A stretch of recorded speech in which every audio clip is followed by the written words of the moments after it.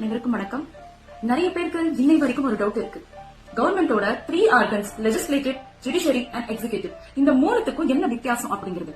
உதாரணத்துக்கு, கவர்மெண்ட் ஸ்கூல்ல இலவச கல்வியை இயக்கணும் அப்படின்னா அதுக்கு ஒரு சட்டம் வேணும். இதற்கான வேலையை செயல்படுத்தக்கூடியதுதான் லெஜிஸ்லேட்டிவ்.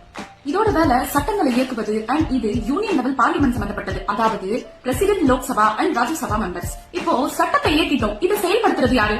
இதை செயல்படுத்துறது எக்ஸிகியூட்டிவோட வேலை. இது யூனியன் லெவல் உள்ளடங்கியது. President, vice president, prime minister, council of minister and attorney general of India.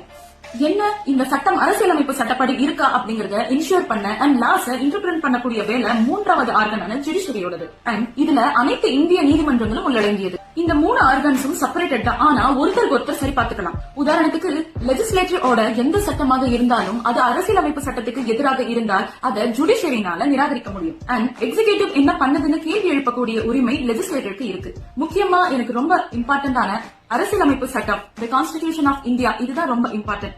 உங்களுக்கு இந்த 3 ஆர்கன்ஸ்ல எது ரொம்ப இம்பார்ட்டன்ட் அப்படிங்கறத கமெண்ட் பண்ணுங்க. ஜெய் ஹிந்த், ஜெய் காங்கிரஸ். நன்றி.